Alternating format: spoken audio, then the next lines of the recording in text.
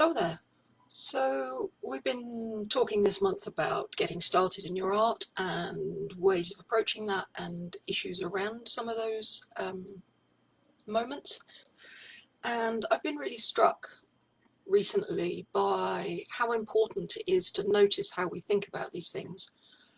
So this can come through as a kind of sensation that you know that you want to make art, but when you get close to that moment of maybe doing it, you start hearing all these stories in your head, and it might be, I'm not good enough, or I haven't got time, or I haven't got the right materials, or I have got materials but I don't want to waste them, or somebody else might see it and think it's no good.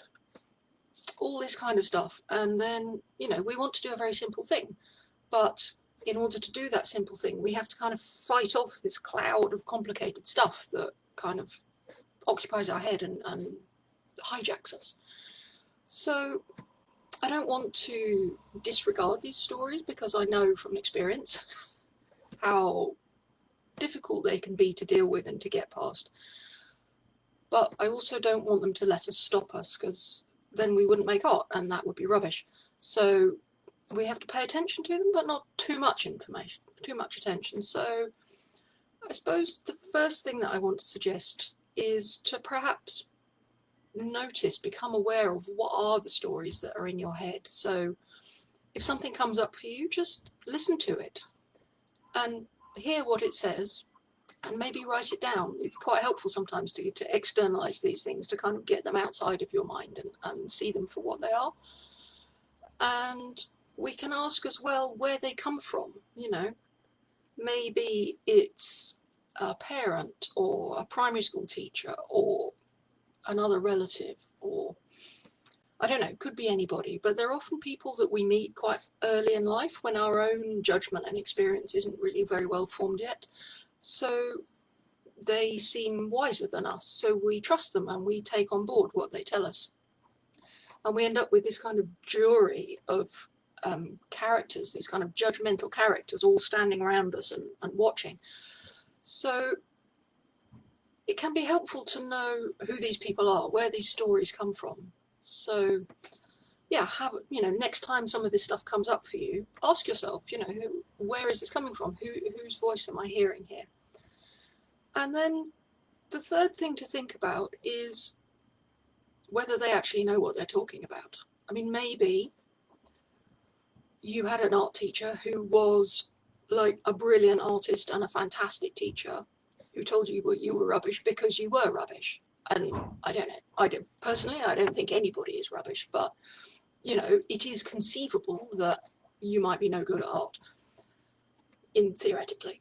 But it's also possible that these people don't really know anything about being an artist or making art. And perhaps they have your best interests at heart because they've heard that it's difficult, for example, to make money as an artist, and they don't want you to struggle financially, so they suggest you do something better paid.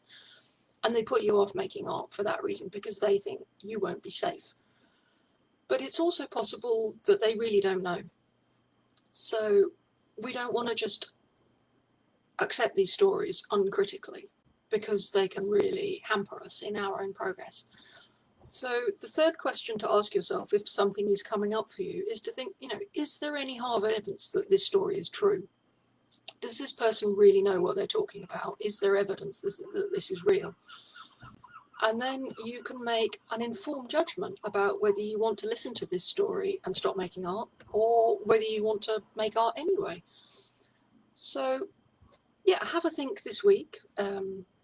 Or even now, you may well know what your own stories are. So you can always, if you're here with me live, comments, and it would be lovely to see what those stories are. And certainly for me, for a long time, I had a story that I wasn't good enough.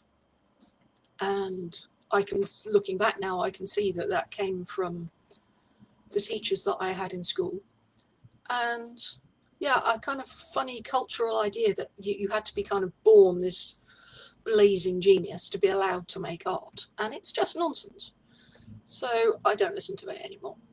I mean, it still tries to pop up, but I don't take it seriously. But I suppose we need to understand that really these stories are their fear. They might be our fears. They might be the people, those people that we knew as children, their fears for us. And it's fear that can see you kind of tiptoeing towards the edge of the comfort zone and going into uncharted territory. And fear doesn't like uncharted territory. It doesn't like going out of the comfort zone. It wants you to be safe and it wants you to stay in the familiar. But you can't make art if you stay in the familiar. So we have to go outside the comfort zone, and we can do that wisely and carefully and, one step at a time. But we do have to do it. So that fear isn't helpful. So yeah, I was thinking on my walk this afternoon when I was thinking, what am I going to say today? And, the book title always comes up, the classic Susan Jeffers thing of feel the fear and do it anyway. And I've never read the book, but the title just says, I think, everything you need to know about fear, that it will come up. We can accept it. We can thank it for wanting to keep us safe. And we can tell it that we're doing it anyway. So, yeah, if you see this, do pop down and have a think this week and notice what your stories are. Notice where they're coming from and have a think about whether there's any hard evidence that they're true, and let us know in the comments how you get on with that. All right then, see you soon. Bye for now.